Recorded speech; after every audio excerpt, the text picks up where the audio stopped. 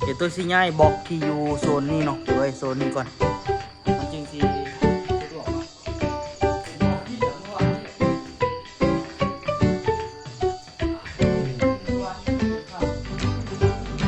ตอนนี้นี่ก็ได้แถวหนึ่งแล้วทุกคนนี่สุดยอดเลยเนาะจ้ะบอกกับเกียมขึ้นมาเรียบร้อยแล้วดูคนให้แต่ละก้อนได้หลายเติมอยู่เนาะกับพี่แห้งทุกคนมีให้เนาะ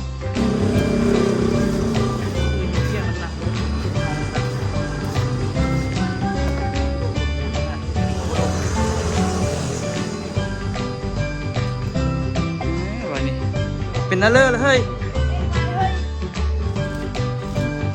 เข้าไปเบิ้งดูเฮ้ยสบายดีทุกคนเด้อสบายดีตอนเศร้าเนาะ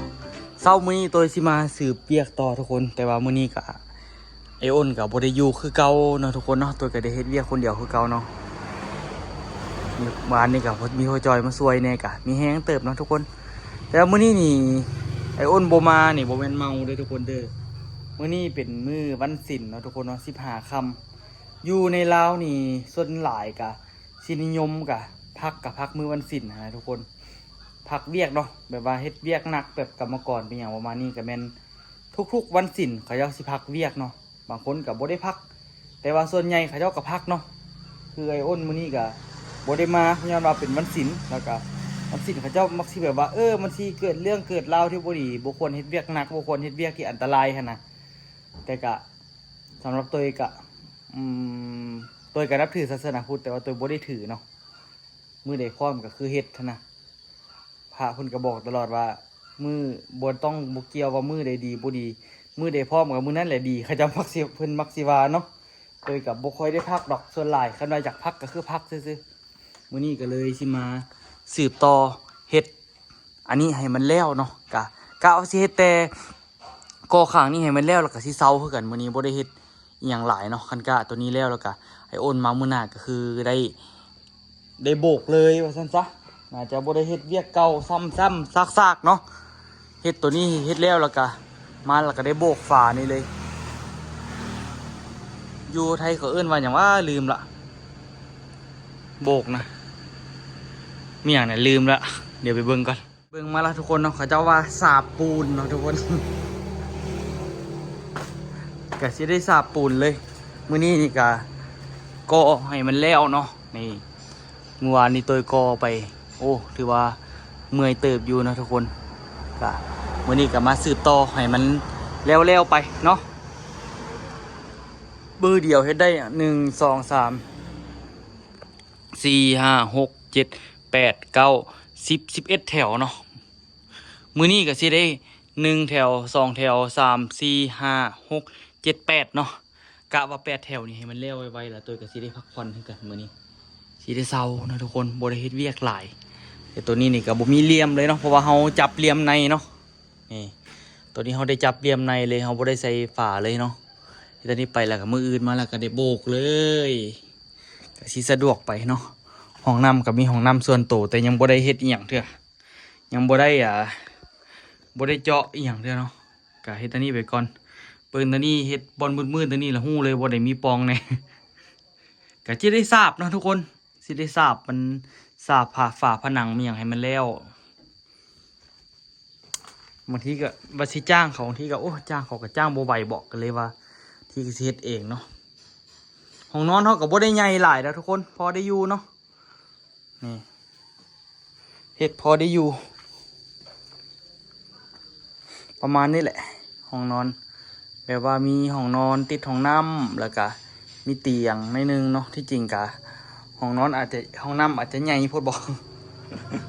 อาจจะใส่จากแมทซาวเนาะตัวมันคุดขุมอยู่นี่มันจ่อฟังนี่พดก็เลยยามันซะแมท50กับแมท50อันนี้ถือว่าใหญ่เติบในห้องน้ำเนี่ยบ่เป็นน้อยๆเลยนี่เข้าไปแต่กะยาเนาะเพื่อความสะดวกสบายเฮ็ดส้วมอยู่แจนั่นแล้วก็เฮ็ดมองอาบน้ำอยู่บริเวณทั้งนี้เนาะฝักบัวก็ต้องอยู่ประมาณนี้เพราะว่าทางนี้ติดกับฝาสิได้แลนน้ำอย่างไซนี่เนาะทางนี้ก็อาจจะมีแวนมีบอลเกาะอย่างไทยจังว่ากันทุกคนเฮ็ดอันนี้ให้มันแล้วก่อนเนาะก่อนอื่นก็ต้องผสมปูนก่อนแล้วก็สิได้เก็บบล็อกนะทุกคนเก็บอิฐบล็อกขึ้นไปไว้ทั้งเทิงผ ค่อยๆเก็บไปมันก็ค่อยๆเฮ็ดไปมันก็ได้อยู่หรอกเนาะสิย้ายบล็อกที่อยู่โซนนี้เนาะไปไว้โซนนี้ก่อนมันจึงสิสะดวกเนาะเป็นบล็อกที่เหลือเมื่อวานนี่แหละเมื่อวานกินให้ตื่นค่ำเมื่อยแท้เมื่อยบ่มันมีแต่ยักอีกเนาะใส่เข้าไปอีก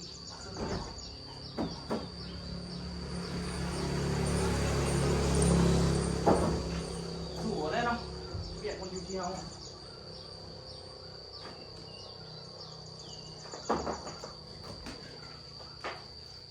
บอกกันนะซึ่งนี่อยากว่าคอยขนาดคอยที่คอยมาเฮ็ดอย่างนี้นึงก็รุดละ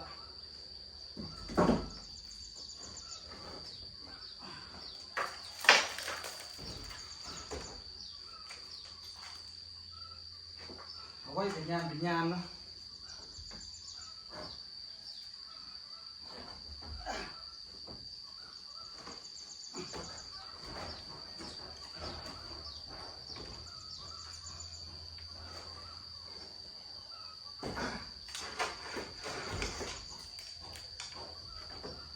กดออกเบิดนี่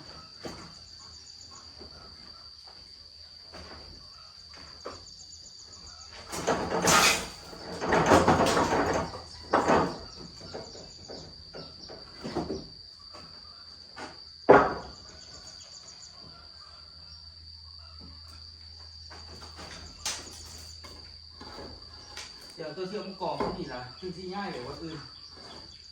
ง่ายแจ้งกระจายไป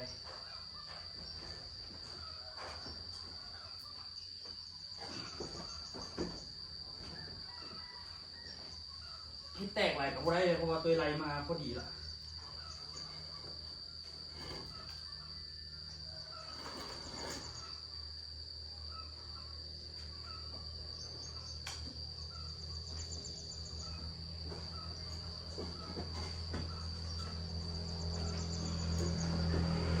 ก้อนเศษก้อนแตกมีเกี่ยวมันไปใส่หม่องที่มันต้องได้ใส่เนาะ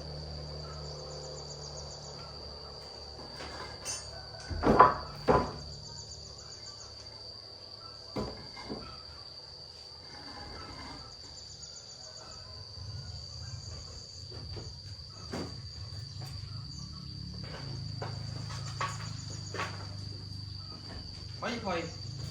บอกแตกแค่แตกว่ะ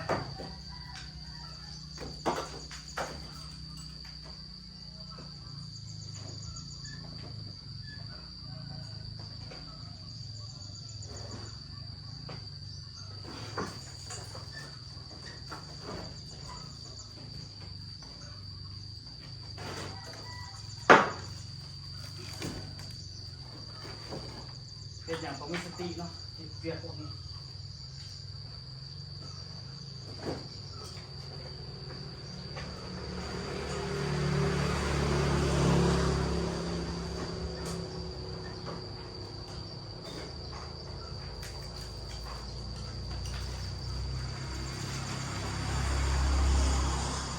อันนี้ก็ซีรุดละ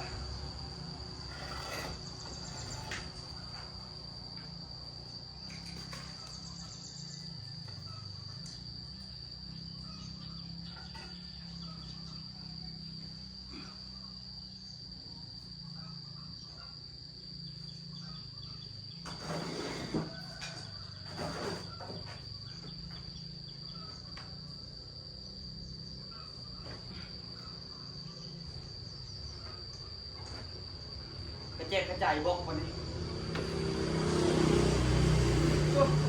แต่งละโมได้เรื่องบอกที่อย่างนี้ลืมแต่งอย่างนี้ลืมแต่ง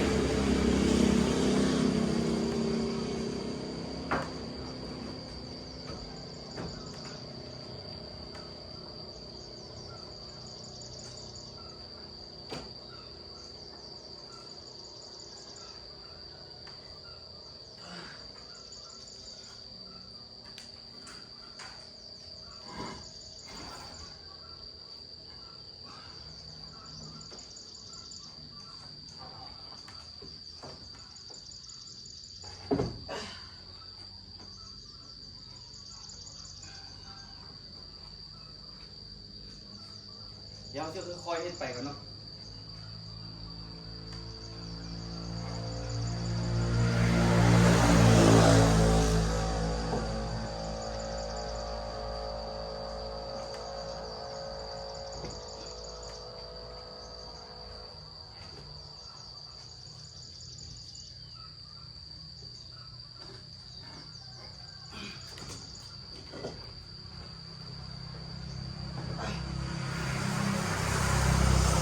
บอกก่อนเอาขึ้นมาหลายอันตราย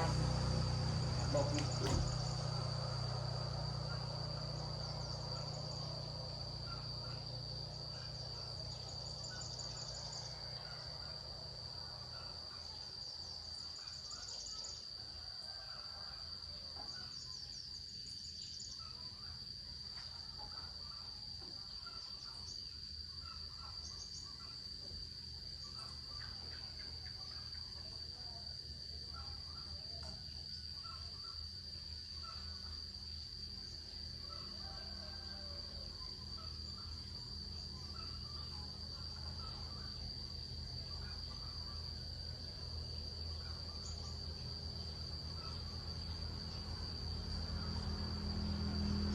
แตกเกี้ย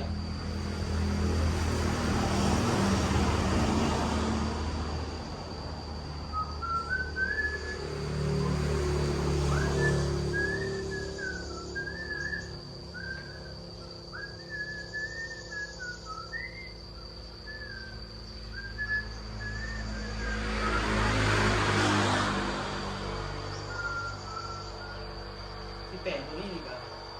ต้องได้ใช้เวลานะทุกคน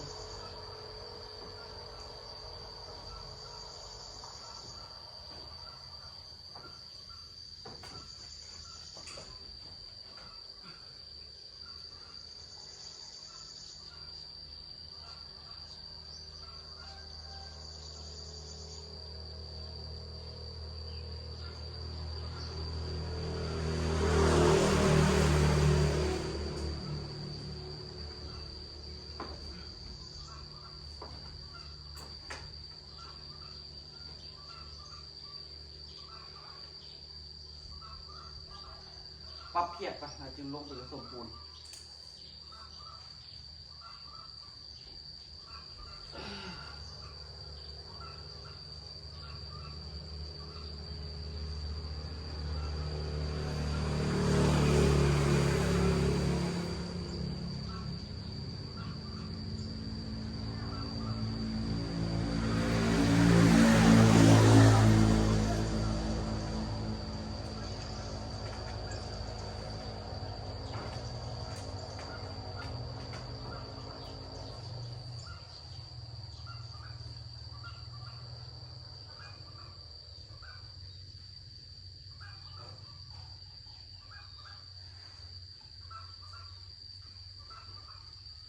ผมเป็นตังว่าวเลยทุกคนนะพออีกในหนึ่งบล็อกแตกอีกละปัดทุกแตกยาวเลยอันนี้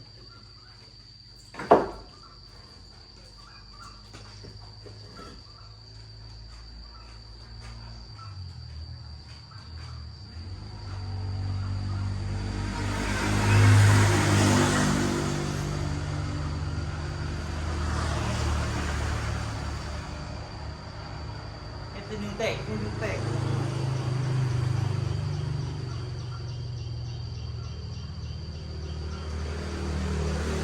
ยกให้มันแตกยกให้มันแตกบอกสปีก่อนบ่ได้เลย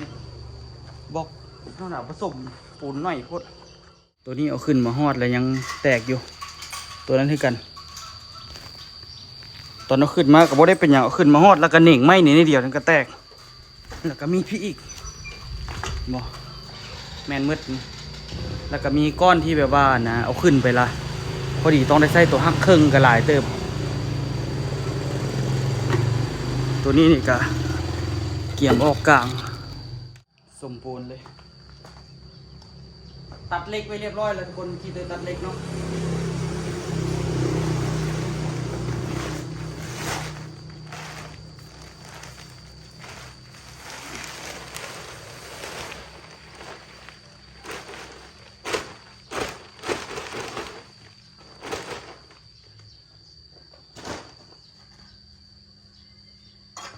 ต แต่ละมือนี่ก็บ่ได้ไปใส่หรอกทุกคน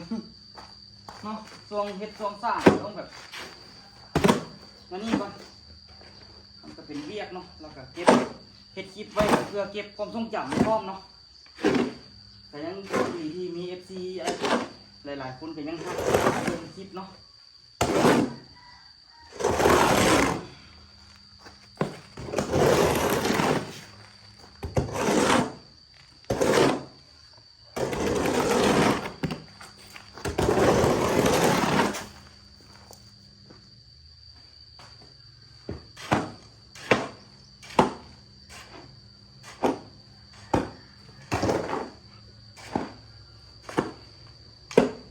ส่งแล้วละหน่อยเฮ็ดคนเดียว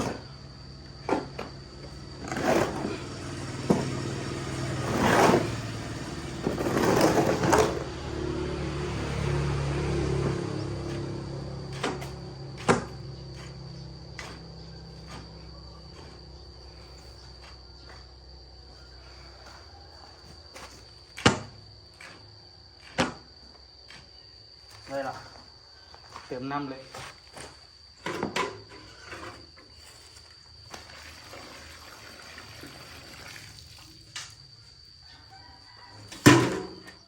ตอนนี้นี่ก็ได้แถวหนึ่งแล้วทุกคนนี่สุดยอดเลยเนาะกะ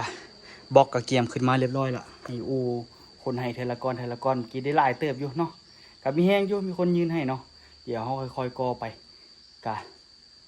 1 2 3 4 5 6ประมาณ6แถวไปกะสิเต็มละ กะสิได้แบบเต็มหน้าแล้วนะทุกคนเนาะสู่ต่อไปบางทีให้มันได้นะทุกคนเนาะไปงัดต่อได้บัดนี้เดี๋ยวมันก็อาจจะพอดีพองามอยู่เนาะลาพานไปแกยาวนะทุกคนเนาะก็แล้ว2บล็อก4หูเรียบร้อยเนาะเดี๋ยวสิ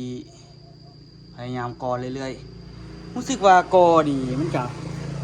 ถามว่ายากบ่กับบ่ได้ยากจริงแต่ว่าตอนนี้นี่คือ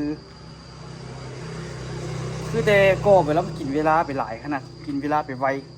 โดยที่เขาบ่ฮู้โตเลยบางทีรู้สึกว่าโอ้เวลาผ่านไปไวเนาะสินะตัวนี้คนแปลกนี่ตอนนี้มันยังทุบได้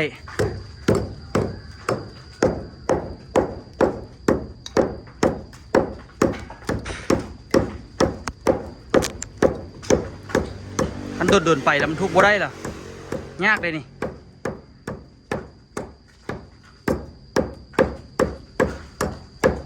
ตอนนี้มันยังบ่ทันแข็งพอเท่าเนาะ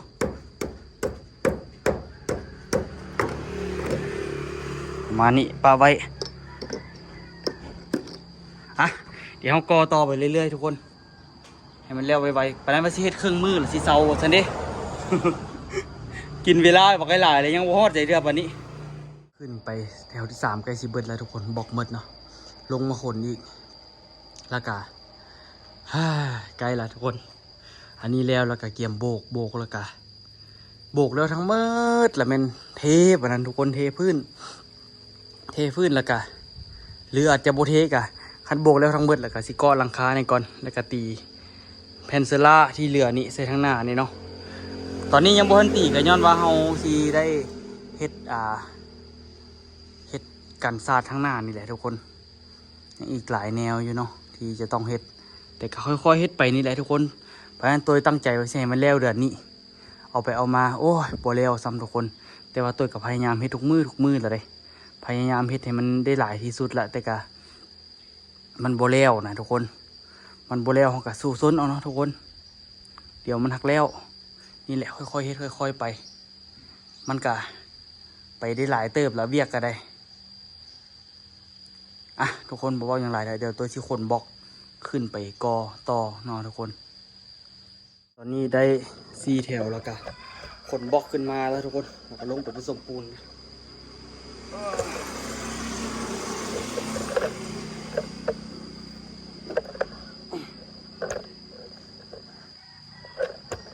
ชีวิต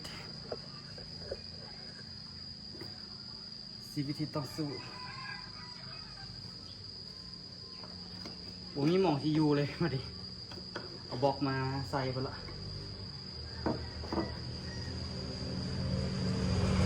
บล็อกก็เป็นขวานหนักเนาะ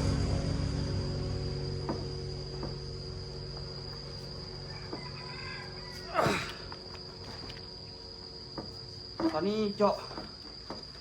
เหล็กไปเพิ่มแล้วนะทุกคนแล้วก็มากอต่อเลยคิดว่าก็กินสิบแล้วสิบปีข้าวสวยเลยนี่มันแล้วก่อนน่าจะแล้วประมาณ1 โมง 2 โมงสวยนี่แหละท่านว่าเห็ดเรื่อยๆได้โอ้โหจะเห็ดได้บ่เนาะ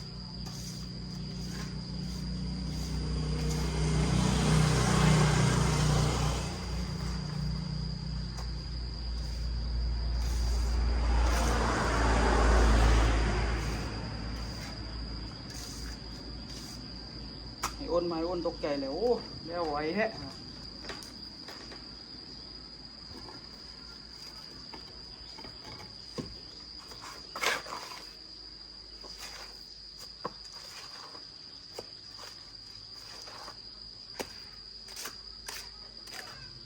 ก็เรื่อยๆนะทุกคนบ่ฮู้ว่ากล้องเห็นหรือบ่เห็นบ่ฮู้เลย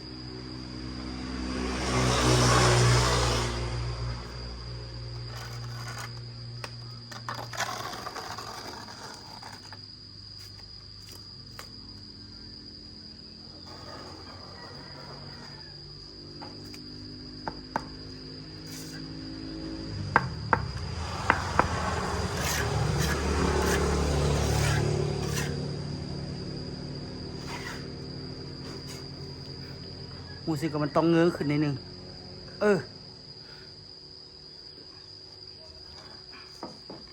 เวลาเฮ็ดอันนี้เฮ็ดคลิปอันนี้ก็ต้องได้ตั้งกล้องเอานะทุกคนเพราะว่า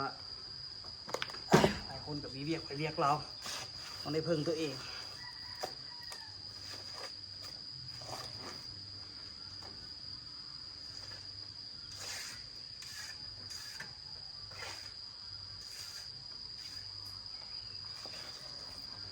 ยังเหลืออีกแต่อันแถวที่แล้วก็เหลืออีกประมาณ3 แถว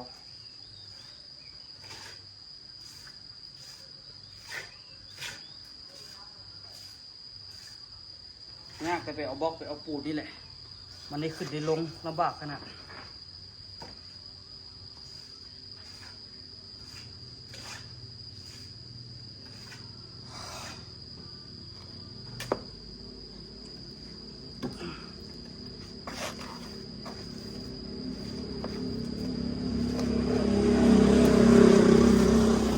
เรียกน้ำหนักลงคือดีให้เฮาดันอุดมสมบูรณ์ขนาดที่จะเป็นของลง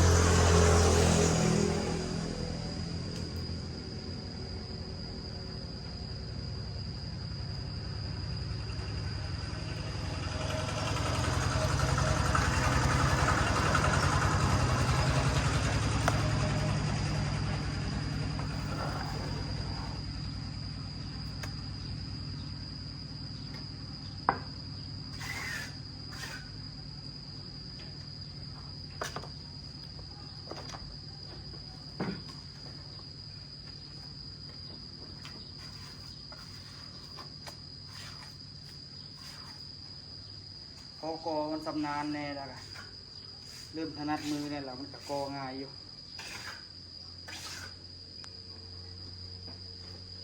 แรกๆโอ้ส่วนที่ได้แถวนึง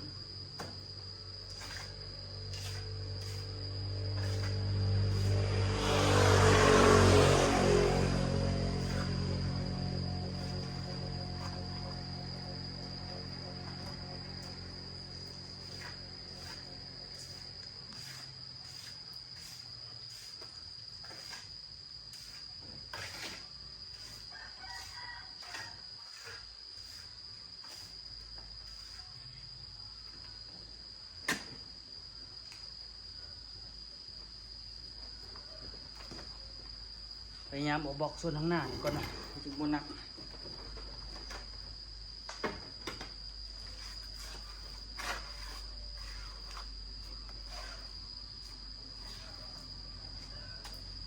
ลักๆกันนะการที่กองง่ายกองงามหรือว่ากอดีกอไว้นี่นะมัน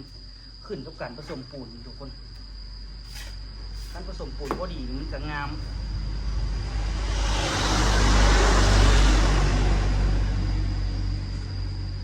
ก็ง่ายไปอีกตัวนี้ดิยาเนาะ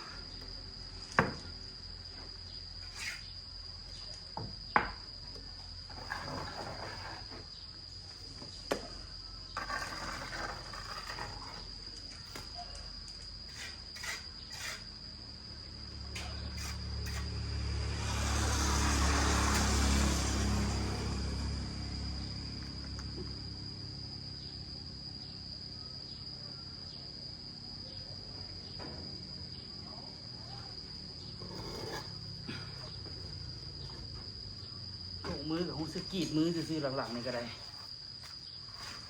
มันขาดไปละ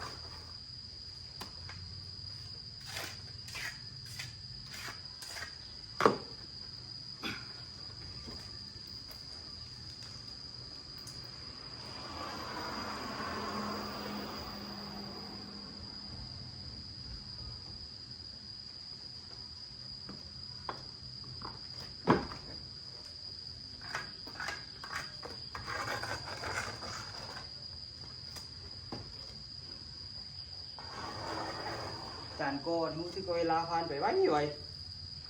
รู้สึกว่ากอไปน้อยหนึ่งนี่หมดเวลาจะไปหลายคือกอนี่คือแต่กอผู้เดียวบัดไปเบิ้งน่ะนะเวลาอยู่กล้องอู้ได้เป็น10 นาทีละเฮ็ดมันยังในเดี๋ยวนึง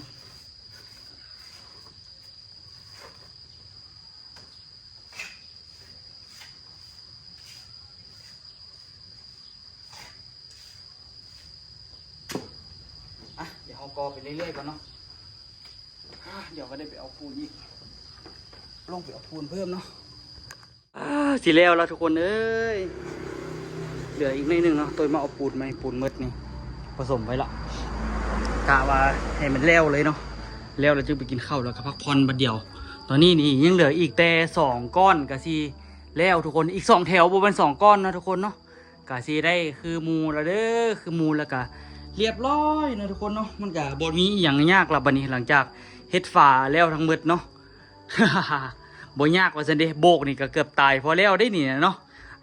เดี๋ยวเฮาไปผสมปูนแล้วก็ฮีบขึ้นไปก่อทุกคนฮีบขึ้นไปก่อให้มันแล้วไปเนาะทางนี้ก็เรียบร้อยแล้วโอ้บอกเลยว่าตัวก่อนี่ละเอียดยิบงามดีขนาดทุกคนเนาะมันไผสิฝีมือสำนีพอจ้างไปเป็นลูกมือได้บ่ทุกคนบ่ได้ไปเป็นจ้างได้จ้างไปเป็นลูกมือได้เด้อทุกคนเด้อมันไผสนใจงานตัวย่อยดีจ้างได้เนาะทุกคนเนาะนี่ละเอียดยิบบ่บ่ธรรมดาเด้อบ่าย 2แล้วตอนนี้2 โมงสวยละยังสู่ซนอยู่เนาะข้าวก็ยังไม่ได้กินกะว่าโบเล่วนี่สิบุไปกินข้าวละให้มันเลี้ยวก่อนนี่แหละทุกคนน้องพอเฮ็ดอันนี้เวลาผ่านไปวันไปคือจะเฮ็ดอย่างน้อยนึงเวลาสิเบิดละหมดมือพอได้เฮ็ดเวียกเนาะทุกคนเนาะบ่คือยูล่าดิยูล่านี่โอ้คือดนอยู่ดิแต่เฮ็ดนี่ก็ได้ยูล่าก็ตื่นสวยนะอันตื่นสวยนี่ก็แป๊บเดียวมืดมือบอกไปอันนี้นี่มาเอาปูนเพิ่มเนาะตัวนี้ตัวผสมแล้วก็เอาไปกอเลยผสมไว้ละแช่มาไว้แล้วก็มาตักเอาเลยสบายเนาะถ้าเราเอาแช่มาไว้นี่โอ้ยากผสมเดี๋ยวตัวที่ซีเล็กอีกทุกคนซีเล็กนะกออีกเนาะ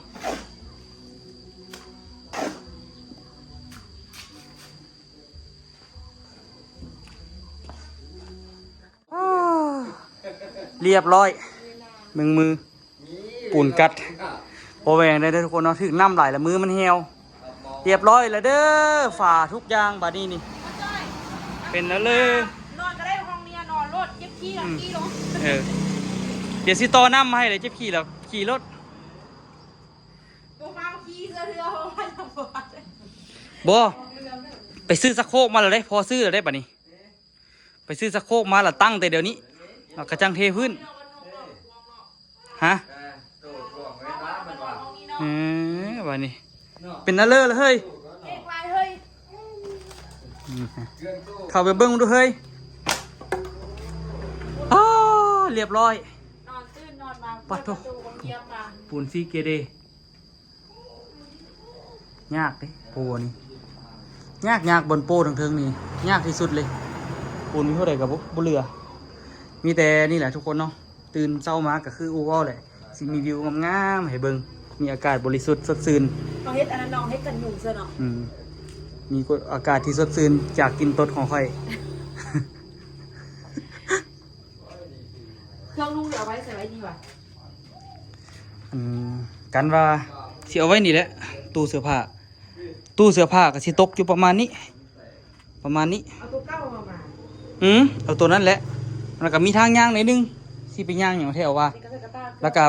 เสื้อเครื่องนุ่งก็สิหกอยู่หั่นบัดนี้ แม่นละ หกอยู่หั่นกับหกอยู่ข้างๆนี้ แม่ในกระป๋องตองนมบอกออโต้มุยุมุยะ มีหยังก็อยากกดหยังก็สบาย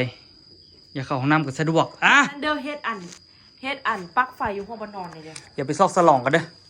สลองอีกละเมื่อคืนก็สลองแล้ว บ่ได้สลองเมื่อคืนน่ะไปแก้เมื่อยกว่าเก่าเมื่อคืนจากหลับ มาแล้วไม่ได้นอน ทุกคนได้เนาะนี่แหละความพยายามอยู่ใส่ความพยายามอยู่หั่นเนาะอยากคนขี้ปากเลยครับ เอาไปกินกัน ตอนนี้จากโมงจ้ะ 3 โมง ยังไม่ได้กินข้าวสวย ก็เฮ็ดอันพะโล้อยู่หั่นพอจ้อยกินละจมมาแซ่บ งั้นพอได้เฮ็ดแล้วมันถือว่าอยากปะมือ ๆเก่งเหมือนกันเนาะคงคิดว่าจะเฮ็ดได้ปัดเอาไปเอามา5นี่เป็นฝีมือเจ้า100%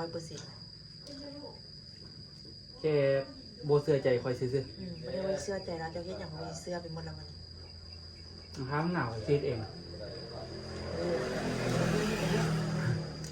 จ้างเขาก็เบิดหลายเนาะเอาทุกคนตอนนี้ก็คือสำเร็จเรียบร้อยแล้วเนาะมันใครที่มาคลิปนี้ก็อย่าลืมฝากกดไลค์กดติดตามซองตัวเยอะ2 รอบพาเราะเด้อเพื่อเป็นกำลังใจให้ตัวคลิปต่อไปเนาะตอนนี้คือบอลกอเรียบร้อยเนาะบอกสั่งมาเพิ่มหน่อยนึงก็เหลือหน่อยนึงคาดว่าน้องนับดูอูบอกเหลือจากก้อนตามที่คาดคะเนนี่เหลือประมาณ10 ก้อน 2 แต่ก็เหลือนี่10 ก้อน10 ปลายก้อนแล้ว 2 10 ปลายก้อนว่าละเพราะว่ามีบอกเก่าเนี่ยทุกคนไอ้อ้นก็มื้อนี้ก็พักเนาะมื้ออื่นมาฮอดแล้วก็โบกแล้วแหละ ลูกชายเจ้า เอาไว้เจอกันคลิปหน้าเด้อทุกคนเด้อออโต้กับมันยางเหรอฮักอาลีเนาะออโต้เนาะ เริ่มย่างที่ดินละ ยำกันเลยเนาะกลางอากาศมันก็ได้เลย ย่างที่ดินเลย เป็นกำมวลพวกเพิ่นได้ยำ มักแม่นตัว มากเลย อย่าบนเกลือกันเด้ ขัดโอ้ยขัดเทวา เลยก็ไปล่างตีนหัว ออโต้ อันนอนนั่นน่ะบ่ท่าได้ อ๋อ แม่ตบ อ๋ออ๋อ แล้วก็เบิ่ง อ๋อ เชื่อบลงนอนง่าย กลางคืนเนี่ยเลยเอานมเสื้อป้าแล้วก็รับเองเลย บ่ได้มี